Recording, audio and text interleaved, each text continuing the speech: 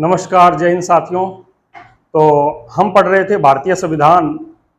वही बात, संविधान एक बड़ी समस्या और उसका समाधान A to Z अपने पास में है। तो हम भारतीय संविधान को पूरा डिटेल से आराम आराम से पढ़ेंगे और ये सारी वीडियो पढ़ने के बाद में, वीडियो देखेंगे और नोट्स पढ़ने के बाद में मैं मानता हूं कि आप आरपीएससी के सभी एग्जाम के क्वेश्चंस को क्रैक करने में सक्षम होंगे। तो हम थोड़ी देखो ओवरव्यू जो है ना वो दिमाग में बढ़ना जरूरी होता है। कुछ स्टूडेंट को क्या चाहिए कि सिर्फ आप फैक्ट बताइए, उनको हम रट्टा मार लें, लेकिन फैक्ट से क्वेश्चंस सही नहीं हो सकते, इसलिए हमें ओवरव्यू पूरा ध्यान रखना पड़ता है। तो इसी कड़ी में जो हम पढ़ रहे थे संविधान सभा, लगातार मांगे उठ रही थी कि भारत का संविधान भारत के लोगों के द्वारा बनाया जाए। एम.एन. राय ने संविधान सभा की मांग उठाई, उससे पहले संविधान की मांग बाल गंगाधर तिलक ने उठाई, महात्मा गांधी ने उठाई और कांग्रेस ने भी उठाई। अंततः सेकेंड वर्ल्ड वॉर हुआ, द्वितीय विश्व युद्ध हुआ और पूरे देश में एक व्यापक स्तर पर आंदोलन भी होने शुरू हो गए थे। कारण कि अंग्रेजों ने हमसे बिना पूछे और हमें शामिल कर लिया कि जी भारत युद्ध के अंदर है। तो जो केंद्रीय विधानमंडल जिसका गठन हुआ था 1935 के अधिनियम के तहत, उसमें सभी ने विरोध स्वरूप इस्तीफा दे दिया और बोले कि हम किसी भी स्थिति में अंग्रेजों का हम समर्थन नहीं करेंगे। आप यहां से जाइए और हमें अपनी स्थिति पर छोड़कर चले जाइए। हमें हमारी संविधान सभा बनाकर हमारा संविधान बनाने का अवसर दीजिए। अंग्रेजों को ये रास नहीं आया कि हो सकता है हम युद्ध जीत जाएं, है ना। तो वो भारत के लोगों को आगे से आगे, जैसे कहते हैं ना, तारीख पे तारीख देने की कोशिश कर रहे थे। तो पहले आया अगस्त प्रस्ताव, उसमें कहा कि हम युद्ध के बाद भारतीयों के लिए संविधान सभा का गठन करेंगे। भारतीय बोले यार युद्ध के बाद क्या होता है, पता है क्या, तुम पहले युद्ध जीतोगे, ये तो कन्फर्म है क्या, है ना। ऐसा नहीं हो पाया। फिर भारत में भारत छोड़ो आंदोलन, जो बिल्कुल कहते हैं जमीन से देश का बच्चा भारत छोड़ो आंदोलन में 1942 में जो बॉम्बे के ग्वालियर टैंक से शुरू हुआ, वहां से पूरे देश में एक विद्रोह की क्रांति चल पड़ी और उसका परिणाम यह निकला कि अंग्रेजी सरकार दबाव में आ गई और स्टीफोर्ड क्रिप्स के नेतृत्व में क्रिप्स मिशन भारत में आया। मैंने आपको बताया था उस दिन भी पिछले वीडियो में कि क्रिप्स मिशन भारत में आया, स्टीफोर्ड क्रिप्स के क्रिप्स मिशन। स्टीफोर्ड क्रिप्स जो ब्रिटेन से आए थे, वहां के प्रधानमंत्री भारत में आए और बोले साहब हम आपके लिए संविधान सभा की बात लेके आए हैं। अब चूंकि स्टीफोर्ड क्रिप्स जवाहरलाल नेहरू के परम मित्र थे, कांग्रेस के बहुत सारे नेताओं से इनके अच्छे संबंध थे, उन्होंने कहा यार क्रिप्स साहब आ रहे हैं, इसका मतलब वो हमारे लिए कुछ सकारात्मक खबर लेके आए हैं। क्रिप्स साहब आए और बोले भारत के लिए संविधान सभा का गठन किया जाएगा जिसमें मुख्यतया भारतीय होंगे। बस यहीं पे चक्कर पड़ गया। बोले मुख्यतया क्या होता है साहब, बाकी कौन होंगे, बाकी तुम्हारे आदमी होंगे। क्यों, जब तुम यहां से छोड़ के जा रहे हो, आपको कह रहे हैं कि आप भारत को छोड़ दीजिए, फिर मुख्यतया क्या हुआ, फिर तो भारत के लोग बनाने चाहिए ना। इस बात पे कांग्रेस पार्टी के सभी नेताओं ने सर स्टीफोर्ड क्रिप्स का विरोध किया और जवाहरलाल नेहरू ने तो ये तक कहा कि हमारे पुराने मित्र स्टीफोर्ड क्रिप्स शैतान के वकील बन के हमारे बीच में आए हैं, मतलब हमारी अक्ल निकाल रहे हैं कि भाई तुम लोग जो है हमारी बात को मान लो और हम मुख्यतया भारतीय लोग। मुख्यतया का मतलब यदि दो भी अंग्रेज हुए तो वो भी काम नहीं चलने देंगे, भारत के हित में थोड़ी संविधान बनाएंगे। कुल मिलाकर ऐसा सब चलता रहा क्रमिक रूप से और लास्ट में चलते और आपने पढ़ा था कि क्या आया था, कैबिनेट मिशन जब भारत में आया तो कैबिनेट मिशन की अनुशंसाओं के अनुसार संविधान सभा का गठन हुआ। कैबिनेट मिशन में 3 मंत्री आए थे और उनकी अनुशंसा से भारत में संविधान सभा का गठन हुआ। तो कैबिनेट मिशन की अनुशंसा पर भारत में संविधान सभा का गठन हुआ। संविधान सभा ने अपना कार्य करना शुरू किया। शुरू में उनका ये विचार था, कैबिनेट मिशन का ये पूर्ण विचार यही था कि संविधान सभा का गठन जनता के प्रत्यक्ष निर्वाचन से किया जाए। लेकिन जैसे ही भारत में आया कैबिनेट मिशन, तो उन्होंने देखा कि भारत में जिस प्रकार से सांस्कृतिक, भौगोलिक और जातिगत विविधताएं हैं, उस दृष्टिकोण से प्रत्यक्ष रूप से निर्वाचन संभव नहीं है। और उस वक्त सांप्रदायिक दंगे भी होने शुरू हो गए थे। राजा महाराजाओं का, ब्रिटिश शासन सब अलग अलग थे, चीफ कमिश्नरी क्षेत्र अलग थे, ब्रिटिश सरकार अलग थी, देसी रियासतें अलग थी। तो इतने सारी एडमिनिस्ट्रेशन की विविधताओं के होते हुए जहां एक अखंड भारत केंद्रीय स्वरूप में, एक संघ के रूप में नहीं था, वहां प्रत्यक्ष निर्वाचन संभव नहीं था। तो भारत की आबादी उस वक्त लगभग 40 करोड़ थी और कहा कि प्रत्येक 10 लाख पर एक सदस्य का चुनाव किया जाए, संविधान सभा के एक सदस्य का चुनाव किया जाए प्रत्येक 10 लाख पर। और ये चुनाव कौन करेगा? जहां संभव हो पाए वहां जनता से चुनिए, और जहां संभव ना हो पाए वहां जनता के प्रतिनिधियों से मनोनीत करवा लीजिए। चाहे जनता के प्रतिनिधि राजा हैं, चाहे जनता के प्रतिनिधि केंद्रीय विधानमंडल के सदस्य हैं, आप उनसे मनोनीत करवा लीजिए। जैसे मान लीजिए कि हमने हमारे एमएलए को चुन दिया, हमने वोट दिया, डायरेक्ट एमएलए बने, और एमएलए ने राष्ट्रपति का चुनाव कर लिया, तो हिसाब से देखें तो राष्ट्रपति का चुनाव हमारे द्वारा ही हुआ है ना, उसको हम प्रत्यक्ष ही तो कहेंगे। हालांकि है अप्रत्यक्ष, लेकिन हम ये कहेंगे भाई जनता के द्वारा चुनाव किया गया है, क्योंकि हमने जिसको पावर दी उस व्यक्ति ने आगे चुनाव किया, तो भाई क्या गलती है, जनता की कहानी मानी, है ना। तो ऐसी स्थिति वहां थी कि जहां प्रत्यक्ष निर्वाचन जनता द्वारा संभव हो वहां तो करवाएंगे जनता से, और साथियों जहां जनता से संभव नहीं हो वहां जनता के प्रतिनिधियों के द्वारा संविधान सभा के सदस्यों का चुनाव किया जाएगा। और उस वक्त कुल सदस्य तय किए गए 389 सदस्य थे। आप सबको पता है कि उस वक्त भारत 2 भागों में बंटा हुआ था। उस वक्त भारत 2 भागों में बंटा हुआ था। एक तो वो भारत था जो डायरेक्ट ब्रिटिश सरकार के आधिपत्य में था, उसे हम कहेंगे ब्रिटिश भारत। ये ब्रिटिश गवर्नमेंट के अंडर में था, ब्रिटिश सरकार के शासन में था। ब्रिटिश सरकार जो लंदन में थी उनके आधिपत्य में। और दूसरी जो थी वो थी देसी रियासतें, जहां राजा महाराजा का शासन था। हालांकि थे ये भी ब्रिटिश सरकार के अधीन, अधीनस्थ पार्थक्यता की संधि के द्वारा जुड़े हुए थे, लेकिन फिर भी वहां शासन किसका था? प्रत्यक्ष तौर पे राजा का शासन था। हालांकि अप्रत्यक्ष ब्रिटेन का ही था, प्रत्यक्ष वहां पे राजाओं का शासन था, जिसे हम कहेंगे देसी रियासतें। तो जो कुल संविधान सभा में 389 मेंबर्स लिए गए, 389 सदस्य लिए गए, उसमें से ब्रिटिश भारत के 296 सदस्य थे और देसी रियासतों के 93 सदस्य थे। और ब्रिटिश भारत भी आगे 2 भागों में बंटा हुआ था, प्रांतों में 292 और उच्चायुक्त प्रांत 4। अब ये उच्चायुक्त प्रांत 4 कौन से हैं? उच्चायुक्त प्रांत का मतलब ये हुआ कि यहां कुछ भी राजा वाजा कुछ नहीं था, सीधा ब्रिटिश गवर्नमेंट कंट्रोल करती थी। जैसे आज के समय में केंद्र शासित प्रदेश हैं, वहां का शासन केंद्र सरकार के अधीन, वहां या तो उपराज्यपाल की नियुक्ति की जाती है ना, या कमिश्नर की नियुक्ति की जाती है, लेकिन शासन तो वहां पे सेंट्रल गवर्नमेंट का ही होता है। वैसे ही 4 प्रांत ऐसे थे जहां पर कंट्रोल ब्रिटिश भारत जिसके भाग थे, जो जिसपे सीधा ब्रिटिश सरकार का आधिपत्य था, वहां पर कमिश्नर यानी उच्चायुक्तों को नियुक्त किया गया था। और वो 4 प्रांत कौन से थे? प्रश्न आ जाए निम्न में से कौन से उच्चायुक्त प्रांत नहीं था, कौन सा था? तो ध्यान दीजिएगा, याद रखिए ABCD। ए का मतलब हो गया अजमेर मेरवाड़ा, ए का मतलब अजमेर मेरवाड़ा, बी का मतलब बलूचिस्तान, सी का मतलब कुर्ग और डी का मतलब दिल्ली। ये 4 उस वक्त चीफ कमिश्नर क्षेत्र कह सकते हैं या उच्चायुक्त प्रांत कह सकते हैं, ये 4 थे। अब 296 जो ब्रिटिश भारत से सदस्य लिए गए और 93 देसी रियासतों से सदस्य लिए गए थे, इन सब ने मिलकर संविधान सभा का गठन किया। प्रश्न आ जाए कि संविधान सभा का गठन हुआ था जनता के प्रत्यक्ष निर्वाचन से, जनता के अप्रत्यक्ष निर्वाचन से, प्रत्यक्ष व अप्रत्यक्ष निर्वाचन से मिश्रित, या निर्वाचन व मनोनयन मिश्रित? तो आपका सही उत्तर होगा संविधान सभा का गठन कुछ जगह पर सीधा निर्वाचन हुआ था और कुछ स्थानों पर मनोनयन हुआ था।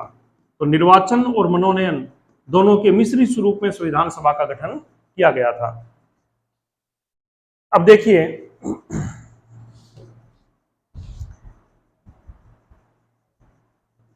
अब चूंकि भारत में उस टाइम जाति और धर्म की बहुत तकड़ी समस्या थी, सांप्रदायिकता अपने चरम पर थी, दंगे हो रहे थे जगह जगह पर, तो उस वक्त संविधान सभा की जो सीटें थी उनका भी जाति और धर्म के आधार पर विभाजन किया गया। जैसे मुस्लिम लीग, मुस्लिम और सिख जो थे उनको अनुपातिक प्रतिनिधित्व दिया गया, मुस्लिम और सिखों को अनुपातिक प्रतिनिधित्व दिया गया, मतलब जैसे आरक्षण कह सकते हैं वो तय किया गया। हालांकि इसको हम सांप्रदायिक निर्वाचन प्रणाली नहीं कह सकते, आप इसको आरक्षण कह सकते हैं, अनुपातिक प्रतिनिधित्व। मुस्लिमों के लिए 78 सीटें आरक्षित की गई थी और सिखों के लिए 4 सीटें आरक्षित की गई थी। मुस्लिम के लिए कितनी? 78 सीटें और सिखों के लिए 4 सीटें आरक्षित की गई थी। 210 सीटें सामान्य के थी। अब ये एक एक चीज याद करने वाली है। मुस्लिम के लिए कितनी थी? 78 आरक्षित। अब अचानक प्रश्न आ जाए मुस्लिम लीग ने कितनी जीती थी, तो आप कह दोगे 78, गलत हो जाएगा। मुस्लिम लीग ने संविधान सभा की 73 सीटें जीती थी, 78 नहीं जीती थी। कितनी जीती थी? 73 सीट्स जीती थी। मुस्लिमों के लिए आरक्षित कितनी थी? 78। सिखों के लिए कितनी थी? 4। और 210 सीटें जनरल थी जिसमें कोई भी इलेक्शन लड़ सकता था। अब जो चुनाव हुआ उसमें देखिए कांग्रेस ने कितनी सीटें निर्वाचित हुए, कांग्रेस कितनी सीटों पर निर्वाचित हुए, कांग्रेस के सदस्य 208 सीटों पर निर्वाचन हुए और मुस्लिम लीग सिर्फ 73 सीट पर चुनाव लड़ पाई। अब कहीं आप ऐसा मत सोच लीजिएगा कि मुस्लिम लीग को केवल 78 सीट पे चुनाव लड़ने का अधिकार था। अरे 78 तो केवल मुसलमानों के लिए आरक्षित थी, मुस्लिम लीग के लिए नहीं थी। कई बार आजकल क्या है कि आरपीएससी का, आरएसएसएमबी का ट्रेंड इस प्रकार का बन चुका है कि क्वेश्चंस में स्टेटमेंट देते हैं और स्टेटमेंट में एक आधे शब्द का ही लोचा होता है। कहते मुस्लिम लीग के लिए संविधान सभा में 78 सीटें आरक्षित थी, मुस्लिम लीग ने 73 सीटें जीती थी। क्या दोनों कथन सत्य है? नहीं। जैसे यूं आ जाए कि मुस्लिम लीग के लिए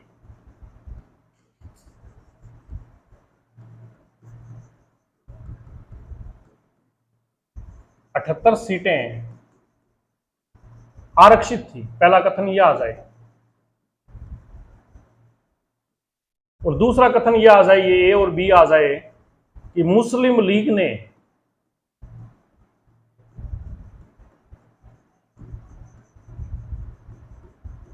संविधान सभा की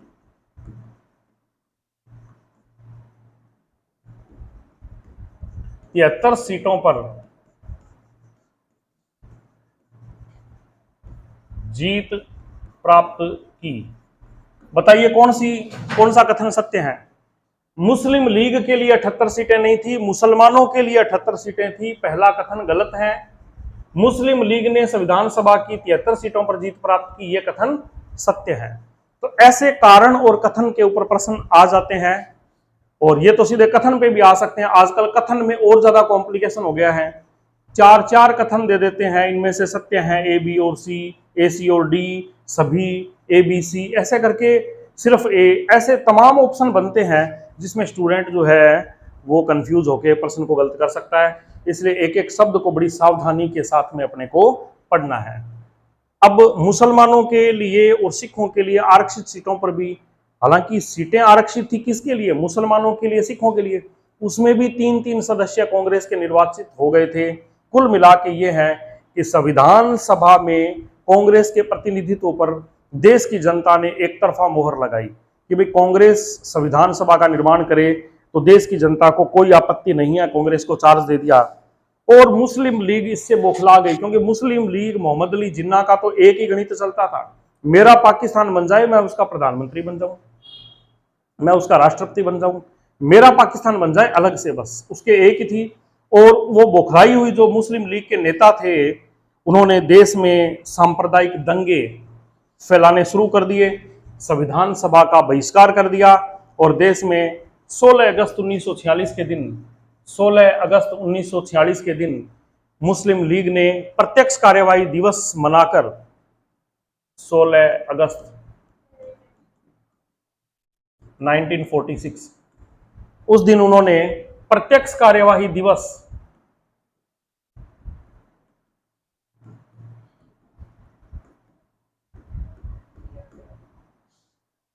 प्रत्यक्ष कार्यवाही दिवस मनाना शुरू किया। और क्या था वो दिवस? कोई मनाना कोई पावन पर्व नहीं था। उस दिन उन्होंने जनता को भड़काया और मुसलमानों और हिंदुओं के बीच में सांप्रदायिक दंगे करवाए। मुस्लिमों को कहा कि आप सीधे हिंदुओं को मारकाट मचाइए ताकि देश का प्रशासन जो है वो हिल जाए। अंग्रेज जा ही रहे हैं, देश में अराजकता का माहौल है और हमारे दबाव में आकर भारत का विभाजन कर दिया जाएगा।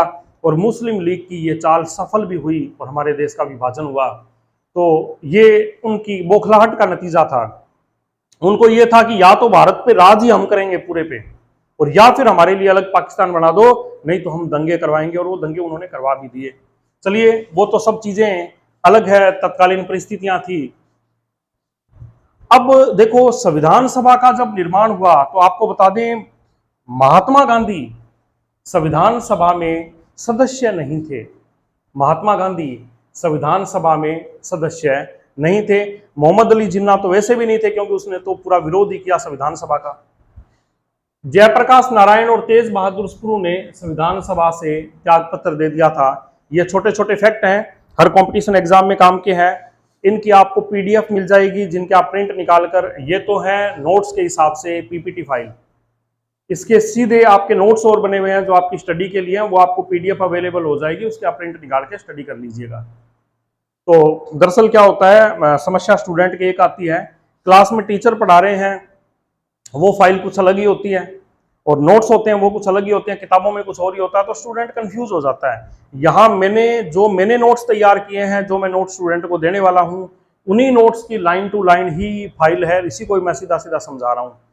और दूसरा इसके पीछे कारण ये भी है कि मैं नहीं चाहता कि वीडियो बहुत लंबे लंबे बने, बहुत ज़्यादा लंबे वीडियो बने, क्योंकि कई कोचिंग सेंटर के में हम देखते हैं कि सिलेबस के वीडियो इतने लंबे होते हैं कि बच्चे सिर्फ दिन में 10-10 घंटे वीडियो देखते रहते हैं, फिर भी पूरे साल भर में उनका सिलेबस एक बार सिर्फ वीडियो से निकल पाता है, सेल्फ स्टडी का और का टाइम नहीं मिल पाता।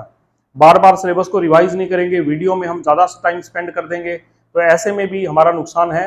वीडियो केवल समझने के लिए होते हैं, तो मैंने वीडियो को इस हिसाब से किया है कि आप एक बार देख के समझ लें, उसके बाद में नोट्स को तैयार करें, फिर टेस्ट की प्रैक्टिस करें, आपकी पूरी तैयारी हो जाए। ठीक है,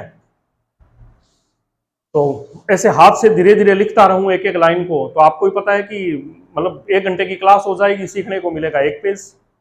तो आपको लगेगा हमारी पढ़ाई चल रही है, दिन में 8 घंटे कानों में ईयरफोन लगा के मोबाइल के सामने बैठे हो और पढ़ाई भी नहीं हो रही, क्योंकि रिवीजन का समय नहीं मिला, पेपर में रिजल्ट नहीं आ पाएगा। और ऐसे कोचिंग सेंटर में ये होता है कि जो वो आरएस मेंस का सिलेबस है, जिसमें इथिक्स है, पब्लिक एड है, वो अच्छे जो छोटे छोटे सब्जेक्ट हैं, वो मेंस के समय उनको करवाने का टाइम भी नहीं मिल पाता। बच्चों के बहुत सारे मार्क्स, इथिक्स के 65 नंबर, पब्लिक एड के 65 नंबर, और छोटे वाले जो 20-20 नंबर के 6 सब्जेक्ट हैं, वो सारे रगड़े जाते हैं।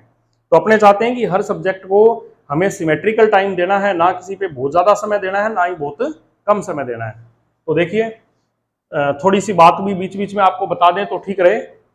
अब देखो, संविधान सभा से राजस्थान के कितने कितने सदस्य आए थे। जयपुर से 3 सदस्य निर्वाचित होकर गए थे, जयपुर से 3, बीकानेर से 2, जोधपुर से 2, उदयपुर से 2, अलवर से 1 और कोटा से 1 सदस्य संविधान सभा में निर्वाचित होकर गए थे। इस प्रकार के निर्वाचन की स्थिति थी।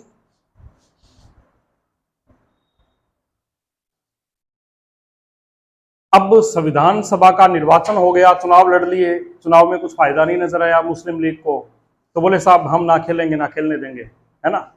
तो 73 सीटें थी, उनको पता है अपनी तो कुछ चलनी नहीं है, तो बोले हम संविधान सभा का बहिष्कार करते हैं। अरे तुमने बहिष्कार ही करना था, चुनाव क्यों लड़े?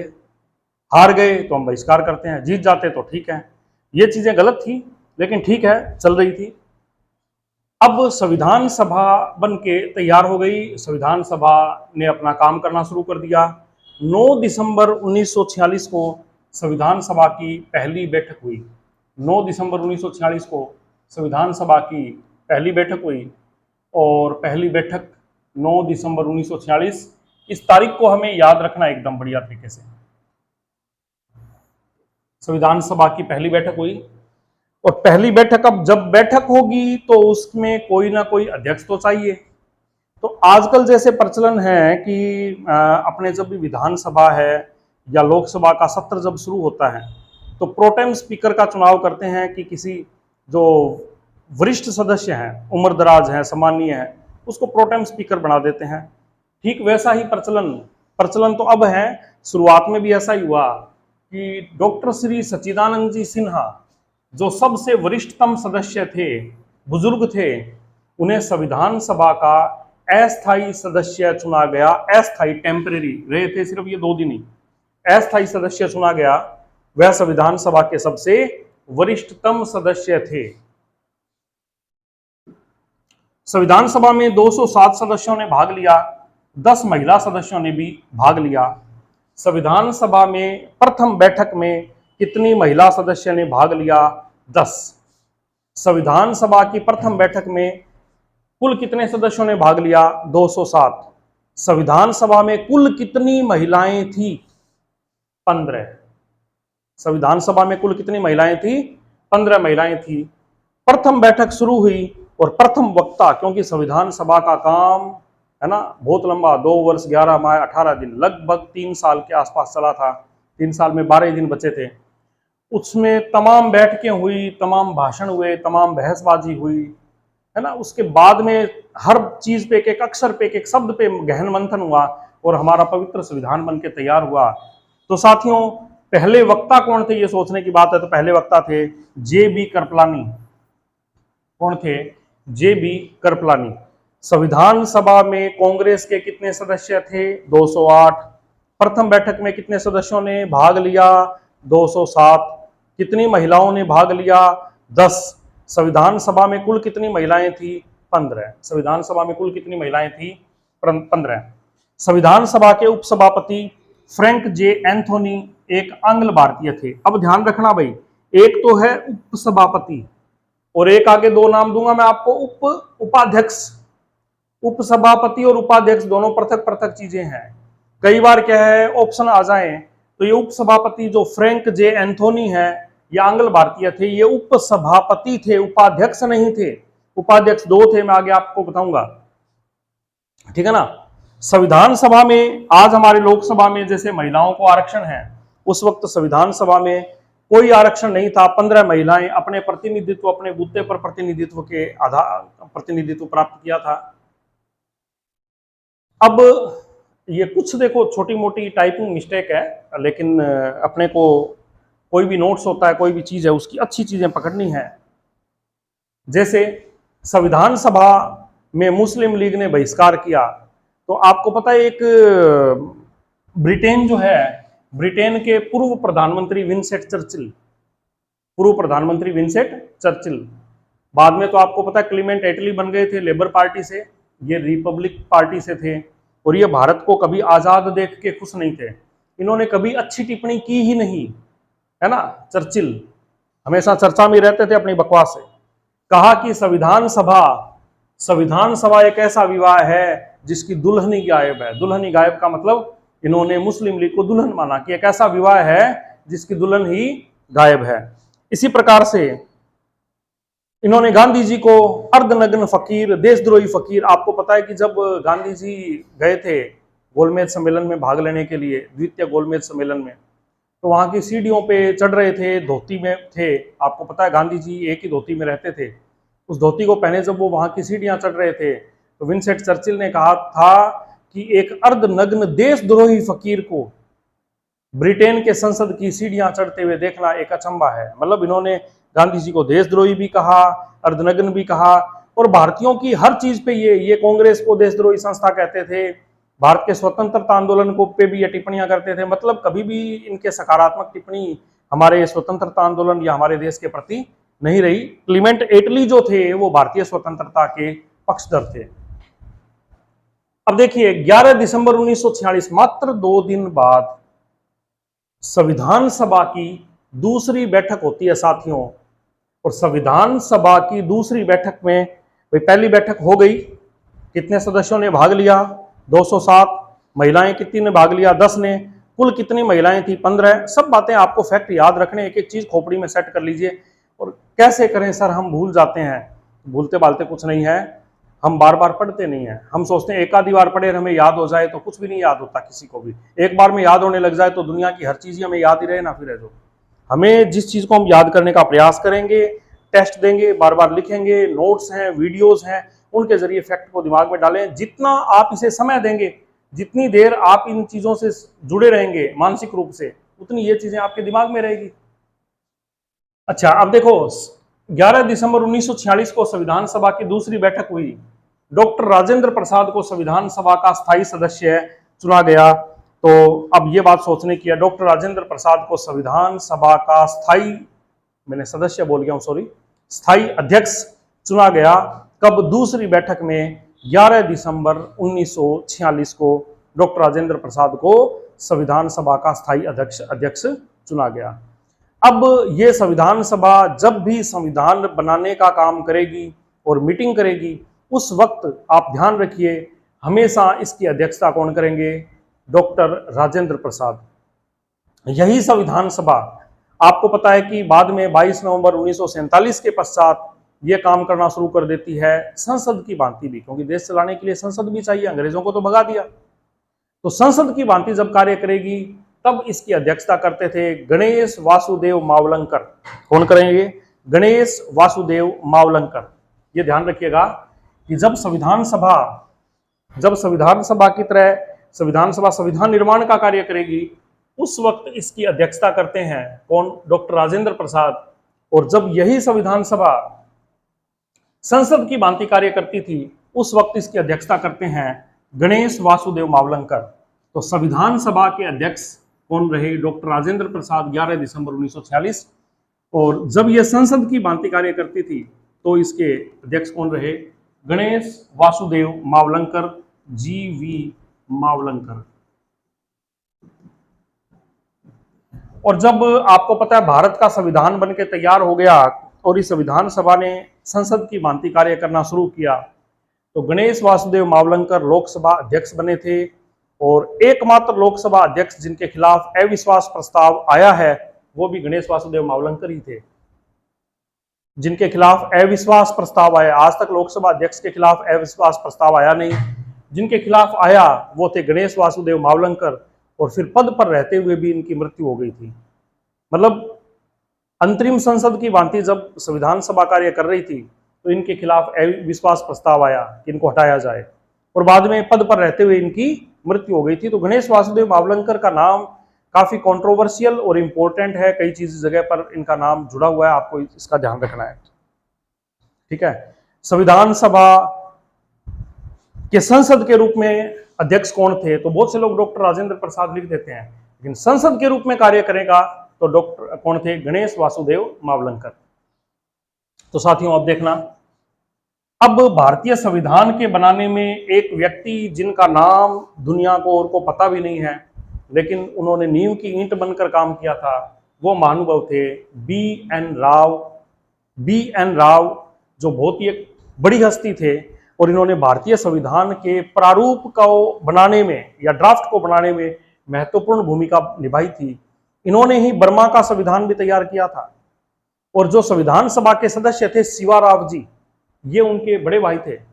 संविधान सभा के सदस्य थे शिवा राव जी, ये उनके बड़े भाई थे। तो संविधान निर्माण की दिशा में B.N. राव का नाम बहुत इंपॉर्टेंट है। और इन्होंने ये चाहते थे कि भारत का बहुत ही सुंदर और बहुत ही अच्छा संविधान इस प्रकार का बनकर तैयार हो कि दीर्घकालीन सदियों तक भारत को कभी किसी प्रकार की प्रशासनिक समस्याएं ना आए, है ना। इसलिए इन्होंने बिना कोई वेतन लिए, कोई पैसा नहीं लिया। आपको पता है भारत के संविधान पर काफी खर्चा आया था, करीब करीब उस वक्त 60 लाख रुपए आए थे उस वक्त। तो B.N. राव साहब ने 1 रुपया भी नहीं लिया था और इन्होंने भारतीय संविधान का प्रारूप तैयार किया था। अब आप कहेंगे प्रारूप तो प्रारूप समिति ने किया था, नहीं, प्रारूप जो इन्होंने बनाया उस पे प्रारूप समिति ने विचार करके तमाम संशोधन किए, बदलाव किए, एक एक शब्द पे, एक एक लाइन पे विचार करके प्रारूप को अंतिम रूप दिया। लेकिन मेन ड्राफ्ट जो था बेसिक, वो इन्होंने तैयार किया था। इन्होंने संविधान का पहला प्रारूप दिया था। इन्होंने प्रारूप दिया, प्रारूप समिति ने उस पर चर्चा की और उसे फंडामेंटल ग्राउंड पे लाने का काम किया था। तो B.N. राव का नाम बहुत बड़ा है। B.N. राव चाहते थे कि भारत का संविधान यानी प्रारूप बनाने का काम, ठीक है, ये कर रहे थे, लेकिन प्रारूप समिति और मुख्य संविधान का जो वास्तुकार है वो बहुत ही बुद्धिजीवी और एक अच्छा इंसान होना चाहिए, योग्य इंसान होना चाहिए। तो ये आइबरजेनिक्स से मिले थे। आइबरजेनिक्स से जाकर, आइबरजेनिक्स भी एक बहुत बड़े संविधान वेता थे, कई देशों के संविधान निर्माण में उनकी महत्वपूर्ण भूमिका थी।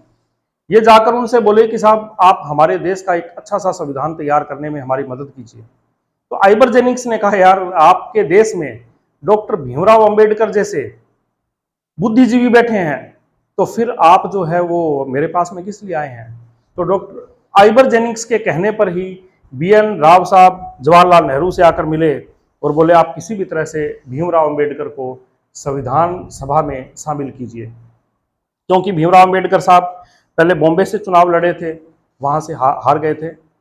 उसके बाद में मुस्लिम लीग के द्वारा वो जेसु कुलना, जो पूर्वी पाकिस्तान में है, जेसु कुलना, चलो मैं लिख ही देता हूं, ये आगे आएगा। वैसे तो जेसु कुलना जो जगह थी, वहां से चुनाव लड़े, वहां से जीते थे, लेकिन मुस्लिम लीग तो पूरी की पूरी वो पाकिस्तान में चली गई, तो वो भी सीट इनकी खराब हो गई।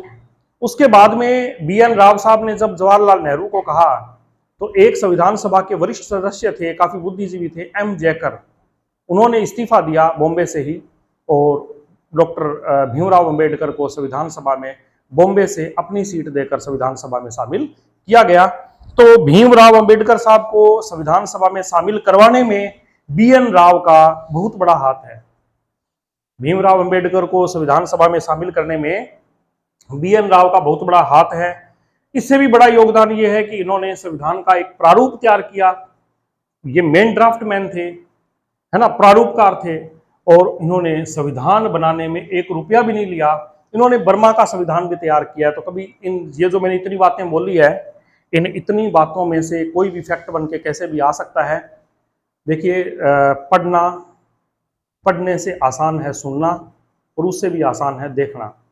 तो आप सिर्फ किताब पढ़ोगे तो थोड़ा सा बोरियत महसूस करते हैं, तो सिर्फ सुनते हैं, थोड़ा सा और इंटरेस्ट जगता है। और आप एक को पढ़ाते हुए जब सुनते हैं, तो वीडियो से क्या है कि हमारी कान, आँख, दिमाग सब सक्रिय हो जाते हैं। बस वीडियो का यही फ़ायदा होता है। और टीचर से आपको जो है प्रत्यक्ष साक्षात्कार भी रहता है कि भाई सर हमारे सामने बैठ के पढ़ा रहे हैं, तो वीडियो का आपको फ़ायदा मिलेगा।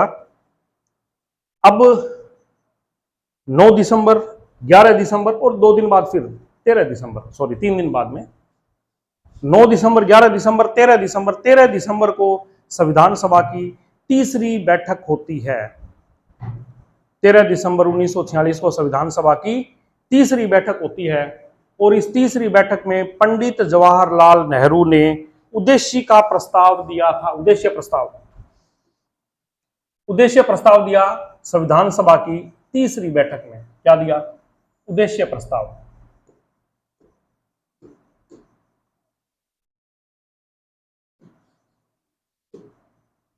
इन्होंने संविधान सभा का मतलब इन्होंने उद्देश्य प्रस्ताव दिया था। और इस उद्देश्य प्रस्ताव की हम बात करें तो वर्तमान में भारतीय संविधान में भाई संविधान वेता क्या चाहते थे। देखो, मैं पढ़ाता रहता हूं आपको, ये भाई संविधान है, ये वो है, बीच बीच में कुछ बताता हूं ना भाई, मैं वीडियो से, टेस्ट से आपको ये करना चाहता हूं भाई, ये आपको तैयारी करवाना चाहता हूं, इस टाइप से आपका जो है वो ये सब्जेक्ट बनाना चाहता हूं। तो हम सिर्फ ये पढ़ रहे हैं, हम क्यों पढ़ रहे हैं? हमारे उद्देश्य भी तो क्लियर होने चाहिए। वैसे ही इतना बड़ा भारतीय संविधान बना, संविधान निर्माता किस प्रकार का भारत बनाना चाहते हैं, उनकी सोच क्या थी, भारत के प्रति उनके दीर्घगामी क्या विचारधाराएं थी कि वो भारत का स्वरूप ऐसा चाहते हैं। क्या वो पश्चिमी देशों जैसा बनाना चाहते हैं, या सांस्कृतिक और भारत की जो विविधता है उसको सुरक्षित रखते हुए सभी के समावेशन के तहत वो एक अच्छा देश बनाना चाहते हैं। तो हमारा जो प्रस्तावना है संविधान की, वो संविधान निर्माताओं की मूल भावना को व्यक्त करती है ना। तो उद्देशिका जो बताई थी पंडित जवाहरलाल नेहरू ने, ये वर्तमान प्रस्तावना का आधार है। ये वर्तमान प्रस्तावना का आधार है। इसमें संविधान की मुख्य विशेषताओं का उल्लेख किया गया है, और प्रस्तावना जिस प्रकार से हमारे संविधान का दर्शन है, वैसे ही उद्देशिका प्रस्ताव भी हमारे संविधान का दर्शन था। और इसमें क्या क्या मुख्य बातें थी ये हम अब पढ़ेंगे। देखो,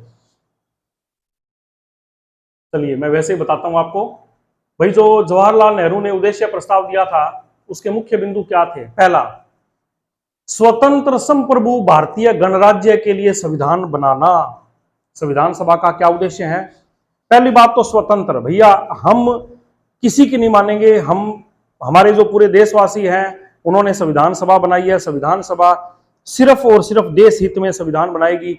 ब्रिटेन वाले आके कहें आप ऐसे बनाइए, कि पाकिस्तान वाले कहें ऐसे बनाइए, कि अमेरिका वाले कहें ऐसे, हम किसी की नहीं मानेंगे। हम स्वतंत्र हैं और संप्रभु। संप्रभु का मतलब हमारे आंतरिक मामलों के अंदर हम कोई भी निर्णय लेते समय कभी दूसरे देश का हस्तक्षेप स्वीकार नहीं करेंगे, और हमने किया भी नहीं।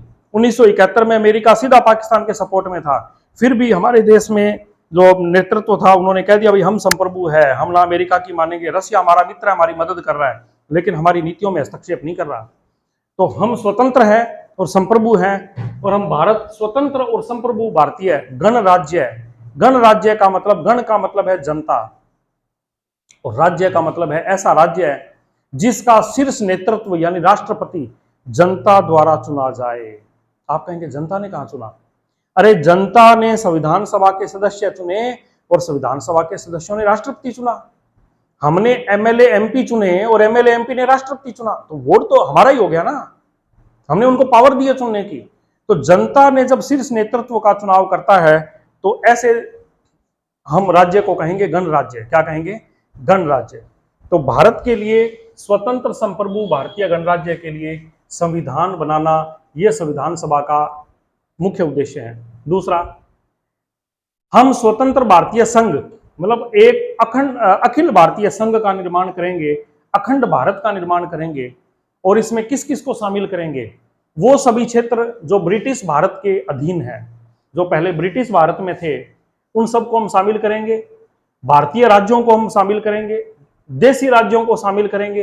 अन्य कोई भारतीय क्षेत्र है जो ब्रिटिश ने नहीं, जैसे पुदुचेरी है, या मान लो अपने कहें पुर्तगालियों के अधिपत्य में है, या फ्रांसीसियों के अधिपत्य में है, यदि किसी भी विदेशी डच्चों के अधिपत्य में है, तो ये अंडमान निकोबार है ना, ये दादर नगर हवेली, ये छोटे छोटे जो स्थान है, वो अन्य राज्यों, अन्य भारतीय राज्य है, उनको हमने शामिल किया। फ्रांसीसियों से, डच्चों से, पुर्तगालियों से, वो भी भारतीय संघ में होंगे। भारतीय संघ में सिर्फ ये नहीं है कि ब्रिटेन वाले चले गए उनका राज्य हमारा, नहीं, दूसरों ने भी यदि हमारी 1 इंच भी जमीन कब्जे कर रखी है वो भी हमारी है।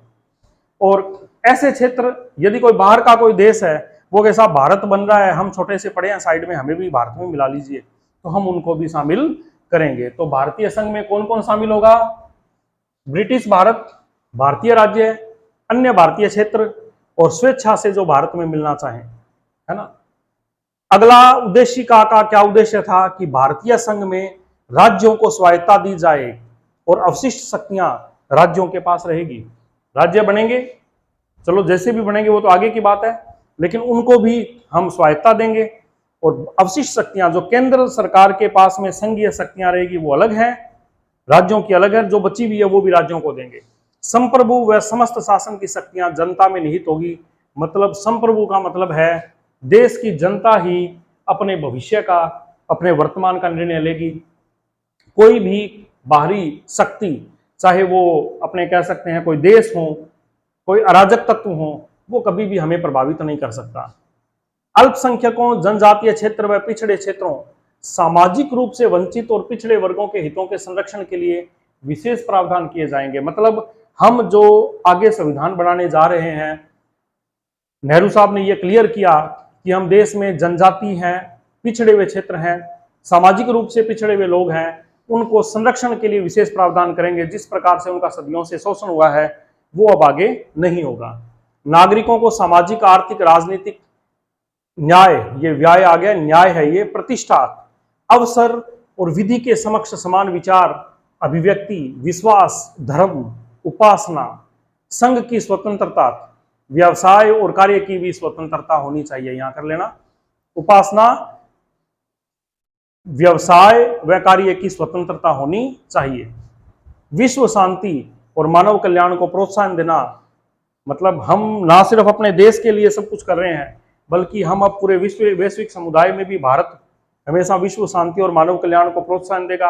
और आज़ादी के तुरंत बाद में भारत ने गुटनिरपेक्षता और मानव कल्याण की दिशा में कार्य करना शुरू कर दिया था।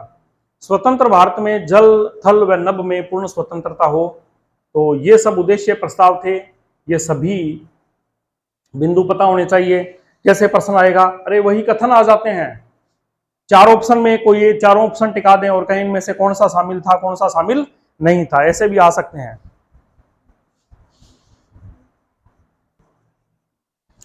तो इस प्रकार से पंडित जवाहरलाल नेहरू ने उद्देश्य प्रस्ताव प्रस्तुत किए कि हमारी दूरगामी योजनाएं क्या है।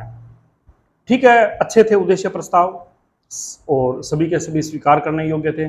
फिर भी डॉक्टर भीमराव अंबेडकर और एम जयकर इन दोनों ने कहा कि हमें तुरंत पारित नहीं करने चाहिए, अभी हम विचार करेंगे। ठीक है, अच्छे लगे, लेकिन हमें थोड़ा सा समय लेना चाहिए।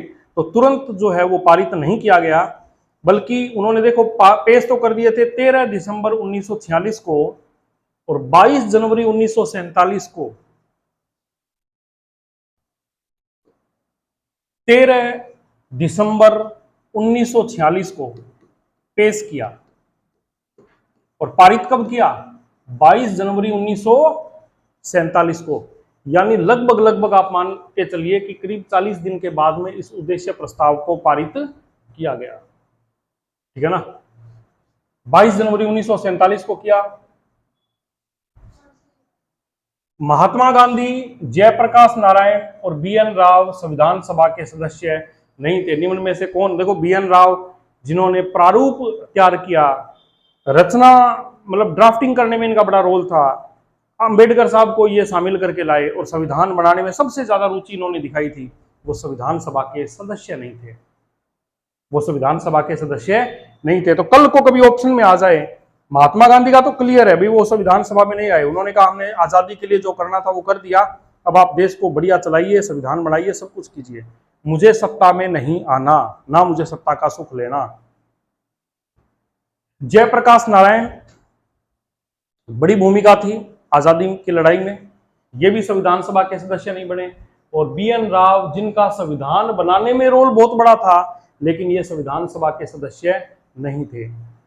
अब है संविधान सभा में 15 महिलाएं थी और इन महिलाओं के नाम आपको याद रखने बहुत जरूरी है, क्योंकि कई बार ऑप्शन में आ जाता है निम्न में से कौन सी महिला संविधान सभा में नहीं थी। सरोजनी नायडू चर्चित नाम है, सुचेता कृपलानी, राजकुमारी अमृता कौर, ये नाम रटने ही पड़ेंगे, विजय लक्ष्मी पंडित, हंसा मेहता, कमला चौधरी है, ये कमल चौधरी नहीं, कमला चौधरी, दक्षायनी बेलायुधन, मालती चौधरी, पूर्णिमा बनर्जी, एनी मसेकर अम्मू। एनी मसेकर अम्मू, क्या बोला? एनी मसेकर अम्मू। देखो अलग नाम है, याद रखना है। पूर्णिमा बनर्जी, स्वामीनाथन, लीला राय और रेणुका रे, दुर्गाबाई देशमुख और बेगम अय्याज रसूल, ये सभी की सभी संविधान सभा की महिलाएं थी जो संविधान निर्माण में इन्होंने भाग लिया। कौन कौन? दोबारा सुनिए, सरोजनी नायडू, आगे सुचेता कृपलानी, राजकुमारी अमृता कौर, विजय लक्ष्मी पंडित, हंसा मेहता, कमला चौधरी, दक्षायनी बेलायुधन, मालती चौधरी, पूर्णिमा बनर्जी, एनी मसेकर अम्मू, स्वामीनाथन, लीला राय, रेणुका रे, दुर्गाबाई देशमुख, बेगम अय्याज रसूल, तो ये संविधान सभा की महिलाएं थी। अब संविधान में काम अलग अलग है और संविधान सभा की समितियां और कुछ थी उप समितियां, तो समितियों और उप समितियों के बारे में भी हमें विस्तार से पता होना चाहिए। संविधान सभा की समितियां कौन कौन सी थी? पहले समितियां देखिए, है ना, ध्यान रखना, रट्टा मारो। संघ शक्ति संघ संविधान, संघ शक्ति संघ संविधान, संघ शक्ति संघ संविधान, इसके अध्यक्ष थे पंडित जवाहरलाल नेहरू। संघ शक्ति समिति और संघ संविधान समिति, इसके अध्यक्ष कौन थे? पंडित जवाहरलाल नेहरू। रट्टा मार के रखेंगे। प्रांतीय संविधान, देखो प्रांतों को संविधान में भाग लेना है, संविधान सभा में अखिल भारतीय संघ का भाग बनाना है, ये सभी काम आप सबको पता है। देश के गृह मंत्री सरदार वल्लभ भाई पटेल को काम दिया गया था। तो प्रांतीय संविधान समिति के अध्यक्ष थे वल्लभ भाई पटेल, सरदार वल्लभ भाई पटेल। इसी प्रकार मूल अधिकार अल्पसंख्यक जनजातीय क्षेत्र, बाह्य और आंतरिक क्षेत्र समिति, मूल अधिकार अल्पसंख्यक जनजातीय क्षेत्र, मूल अधिकार समिति, इसके भी थे कौन? सरदार वल्लभ भाई पटेल। तो सरदार वल्लभ भाई पटेल किसके हुए?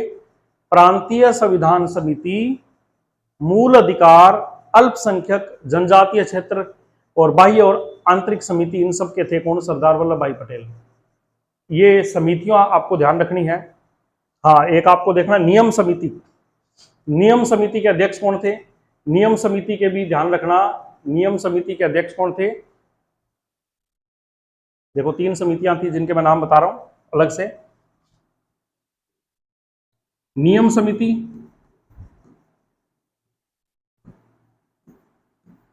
झंडा समिति और संचालन समिति।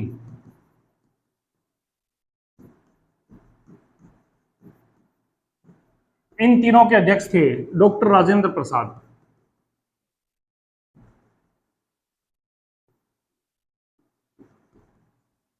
नियम से झंडे का संचालन करो। नियम से झंडे का संचालन करो। तो नियम समिति, झंडा समिति और संचालन समिति के अध्यक्ष कौन थे? इसके अध्यक्ष थे डॉक्टर राजेंद्र प्रसाद। ये भी हमें ध्यान रखना है। प्रांतीय संविधान समिति, सरदार वल्लभ भाई पटेल। मूल अधिकार, अल्पसंख्यक, जनजातीय क्षेत्र, बाह्य और आंतरिक क्षेत्र समिति, बाह्य आंतरिक क्षेत्रों को शामिल करना, इन सब के थे सरदार वल्लभ भाई पटेल। अब हम बात करते हैं उप समितियों की। मूल अधिकार की उप समिति, देखो मूल अधिकार समिति सरदार वल्लभ भाई पटेल, मूल अधिकार उप समिति जे.बी. कृपलानी, अलग अलग हो गए ना। मूल अधिकार समिति कौन है? समिति आए तो सरदार वल्लभ भाई पटेल, उप समिति आए तो जे.बी. कृपलानी। इसी प्रकार से अल्पसंख्यक समिति, अल्पसंख्यक समिति के थे सरदार वल्लभ भाई पटेल। और अल्पसंख्यक उप समिति एच.सी. मुखर्जी, एच.सी. मुखर्जी जो हमारे संविधान सभा के उपाध्यक्ष भी थे। जनजातीय क्षेत्र समिति, जनजातीय क्षेत्र उप समिति गोपीनाथ बारदोली। और जनजातीय और बाह्य क्षेत्र समिति के कौन थे? सरदार पटेल। उप समिति के कौन है? गोपीनाथ बारदोली। तो देखो समिति के अध्यक्ष और उप समिति के अध्यक्ष अलग अलग हैं, उनका आप ध्यान रखिएगा। राष्ट्रध्वज के लिए तदर्थ समिति डॉक्टर राजेंद्र प्रसाद। और प्रारूप समिति की हम बात करें तो भारतीय संविधान का प्रारूप बनाया था बी.एन. राव ने। और प्रारूप पर विचार करने के लिए थी प्रारूप समिति। प्रारूप पर विचार करने के लिए क्या थी? प्रारूप समिति। अंतर्राष्ट्रीय न्यायालय में न्यायाधीश थे, इन्होंने ही बर्मा का संविधान तैयार किया था, ये मैंने भी आपको थोड़ी देर पहले बताया ही था। बी.एन. राव द्वारा तैयार किए गए प्रारूप पर विचार करने के लिए प्रारूप समिति 29 अगस्त 1947 को बनाई गई थी। देखो बी.एन. राव ने जो प्रारूप बनाया उस पर विचार करना है, भाई इसमें क्या संशोधन करें, क्या गड़बड़ है, किस शब्द को हटाएं, किसको जोड़ें, है ना। इस काम के लिए भी एक बड़ी समिति बनी जिसका नाम था प्रारूप समिति। और प्रारूप समिति के अध्यक्ष थे डॉक्टर भीमराव अंबेडकर। ठीक है। प्रारूप समिति का गठन कब हुआ? 29 अगस्त 1947 को। इसे हम पांडुलेखन समिति, मसूदा नहीं है मसौदा समिति, ये सही कर लीजिएगा, पांडुलेखन समिति, या इसको हम कहेंगे मसूदा नहीं, क्या कहेंगे? मसौदा। सही कर लेना आप इसको, या ड्राफ्टिंग कमेटी भी कहते हैं। ठीक है। अब प्रारूप समिति के सदस्य कौन कौन थे? इसके अध्यक्ष थे भीमराव अंबेडकर अध्यक्ष, Gopalaswami Ayyangar, Krishnaswami Ayyar, Mohammad Saadulla, K M. Munshi, Madhavrao, T T. Krishnamachari, T T. Krishnamachari. देखो वी.टी. कृष्णामाचारी अलग है और टी.टी. कृष्णामाचारी अलग है। प्रारूप समिति में कौन है? टी.टी. कृष्णामाचारी। ठीक है। इसको याद कैसे करेंगे? अब आया गोपाल, अब आया गोपाल, मुंशी माधव,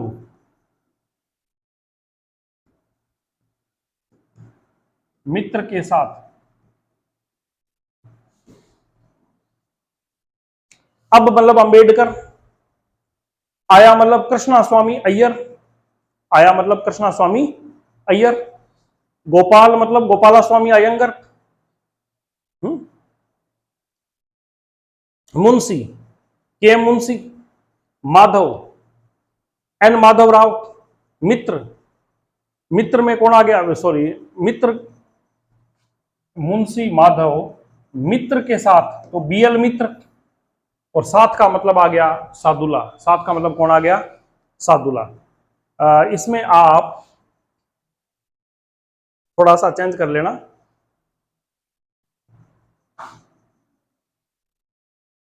मुंशी माधव कृष्ण के साथ, तो कृष्ण में आपके कृष्णामाचारी आ जाएंगे।